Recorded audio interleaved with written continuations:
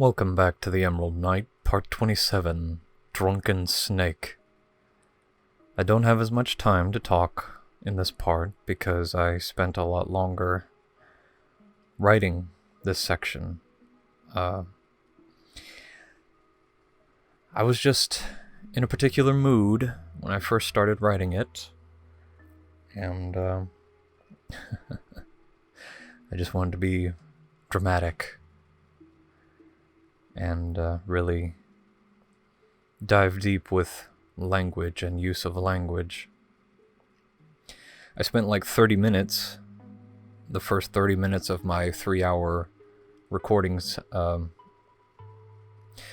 record 3 hours of writing altogether, not all at once, but I record 3 hours of writing for each of these videos.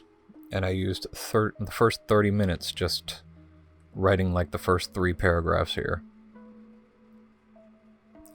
I don't know how well I did with, the use of language and what I wanted to convey, and trying to convey like a certain kind of tone, like a moody tone. That conveyed the type of mood that I was in, I suppose, whatever. But it was difficult because I had difficulty grasping the type of imagery that I wanted, because I have all, as you can already see, I've got, in the beginning anyway, it's there's a lot of going back and changing the language, and I didn't know exactly what type of imagery I wanted to play with in the beginning, and I just started with this snake imagery, like the wind is moving like a snake through the trees. But starting with that, it eventually develops into something else, and then develops into more, like building off of it. Much like the story itself, you just start with an idea and then build off of it. And eventually the snake turns into a drunken, writhing, angry coil. Which I rather enjoyed. But again, I don't know how clear and well I conveyed all of that stuff. But a lot of the times, if not always, you have to take time away from something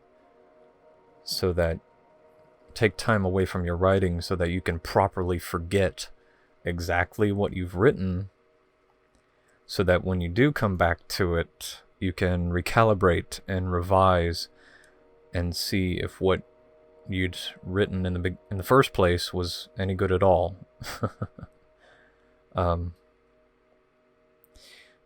But being in this particular mood and writing as I was going along, there were relating or connecting all of these images and these ideas together, trying to weave them together in this thing that I was trying to paint, this scene that I was trying to paint as I was going along. It's times like these sessions of writing that are like part 27 here, that make me feel good about my writing. Make me feel like, yes, this is good. All this reading, all this practice is paying off. All this work is paying off.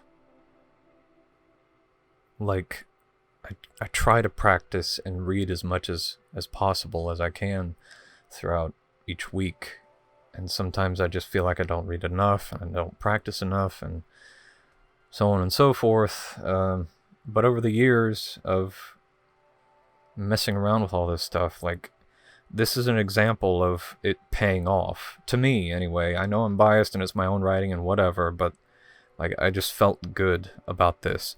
And in revision, it's gonna be cleaned up and more clear, and it's gonna be like a really good section of this book. And to those out there wanting to know how to write, or wanting to learn how to write, like fiction and stuff, or even formal writing, really, the only way to really learn is to practice. Is read and practice. But the most important thing is practicing, because the more you practice, the more you develop your thoughts and how you articulate your thoughts through the written word. I think that's probably the most important thing that you discover and learn as you practice is your thoughts, how to articulate them, and how to articulate them well so that another person can understand your thoughts. Sometimes it's difficult, as I said, for me in this part, but sometimes it's difficult to understand if what you've written was good, especially if it's the rough draft. Because you have the idea in your head, and you use certain words to express it, but those words that you chose to use may elicit different ideas in a reader, or reader to reader. And it's something that you have to recalibrate in revision to try and, unless on purpose, to try and eliminate ambiguity. In a sort of an abstract section like this one, in sort of a artsy-fartsy section like this one, it waxes poetic. So some essence of ambiguity, or some essence of leaving it up to interpretation from the reader is fine, if that's what the author decides to do. But if it's like, if you're trying to communicate, like, be clear on an idea, like a certain piece of lore in this fantasy story, for example, and maybe it's a complicated piece of lore, clarity is king, and you don't want to elicit the wrong ideas from your reader or readers. But I mean, keep in mind though that, and I'm not necessarily talking directly to those who have, experience with writing books and whatnot, but maybe, I don't know, maybe you need this reminder, whatever. Anyway, keep in mind that probably the most important thing about a rough draft is to just get your ideas on the page. Don't necessarily worry about how clear or how poetic or dramatic the language is. The most important thing is to just get the ideas on the page, so you have something to work with in revision. That isn't to say, though, that you can't take your time sometimes and have fun. Like waxing poetic and abstract and painting a scene like part 27 here, which I enjoyed, I had fun with, and even though sometimes it was pretty tough to try and connect all these ideas, I still had fun with it. And it's also important to have fun as you create. If you have fun, that sense of fun will translate to your reader or viewer.